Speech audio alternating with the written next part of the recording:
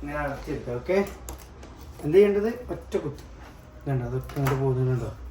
അല്ലാണ്ട് പോരും, അല്ലാണ്ട് ഇങ്ങനെ അത് ഇതാക്കേണ്ട കാര്യമില്ല. അങ്ങനെയല്ല പിന്നെ കുട്ടി കാണിച്ചത് അങ്ങനല്ല,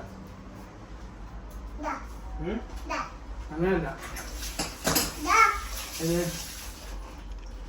ഇതിങ്ങനെ എടുക്കുക.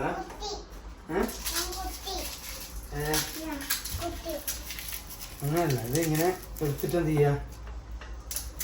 ഇനിയിപ്പോ ചായപാത്രം മേടിക്കാൻ വേണ്ടി പോയതാണെന്നു. ഇന്നിപ്പോ ചായപാത്രം കിട്ടിയതുമില്ല. ഇങ്ങനെ കുത്തുക, ഇങ്ങനെ കുത്തുക.